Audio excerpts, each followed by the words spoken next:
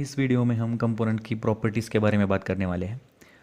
क्या होती है कंपोनेंट की प्रॉपर्टीज़? अगर आपको डेटा पेरेंट कंपोनेंट से चाइल्ड कंपोनेंट में भेजना है तो ये प्रॉपर्टीज़ को यूज़ करके भेज सकते हो आप।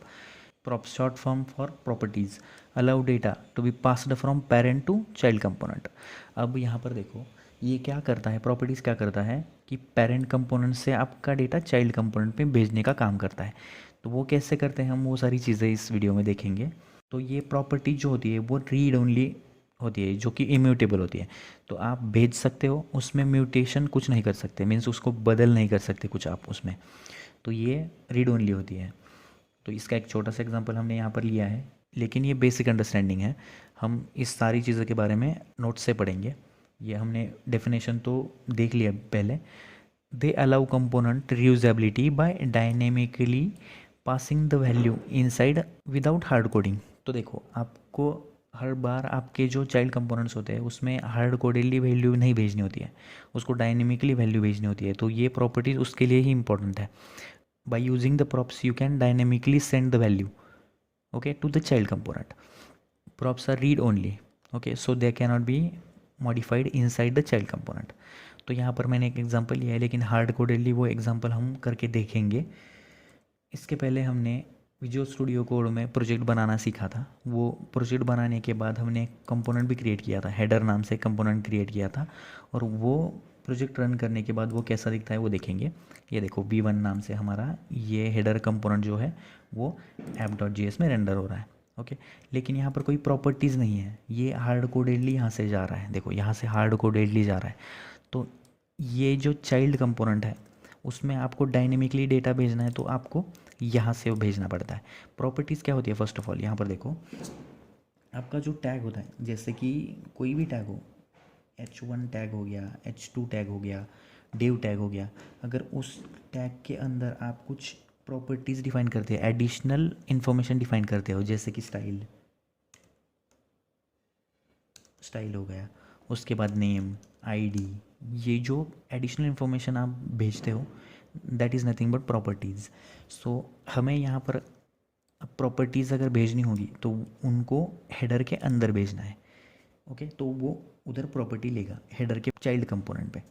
अब देखो, नेम नेम हमने इक्वल्स टू स्ट्रिंग के हिसाब से भेजेंगे V1, ओके, और as equals to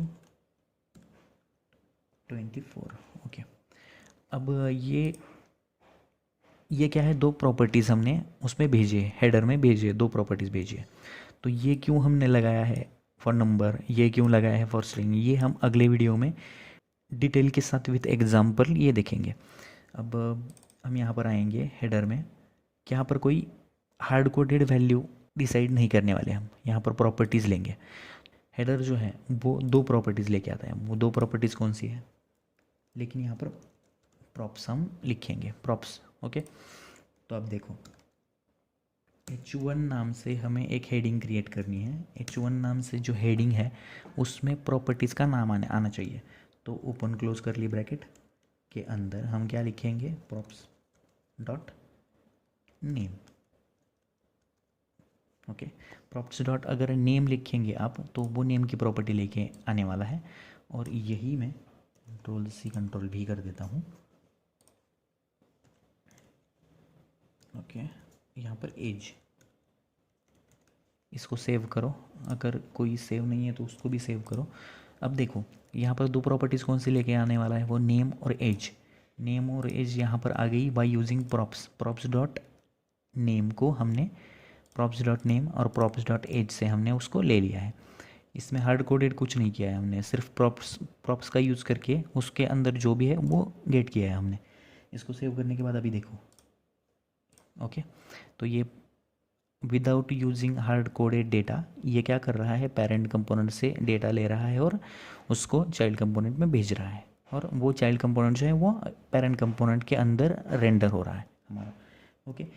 by using these conditions, ये प्रॉपर्टीज़ हम हेडर के अंदर डेटा ऐसे पास कर सकते हैं। और एक इसमें वेरिएशन है जिससे आप डेटा पास कर सकते हो, जैसे कि ये तो हमने भेजा ऑब्जेक्ट की तरह, अभी डिस्ट्रक्ट करते हैं इसको।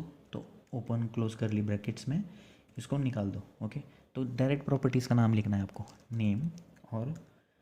नेम और हमारी प्रॉपर्टी कौन सी थी, एज। ओके, तो ये क्लीन दिखेगा अभी कोड, देखो ये इसको निकाल दूंगा मैं तो ये डायरेक्टली नेम लेगा, इसको निकाल दूंगा तो एज लेगा।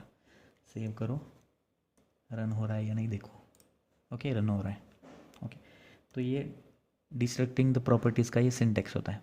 ओके, ऐसे आप प्रॉपर्टीज़ का यूज़ करके पेरेंट से चाइल्ड कंपोनेंट में प्रॉपर्टीज़ आपकी भेज सकते हो। अब हमारे नेक्स्ट जो वीडियो होने वाले हैं उनके अंदर मैं स्ट्रिंग का डेटा, नंबर का डेटा, बूलियन का डेटा, एरे, ऑब्जेक्ट, फंक्शन कैसे हम प्रॉपर्टीज़ में पास कर सकते हैं, वो सारी चीज़ों के बारे में जानकारी लेने वाले हैं।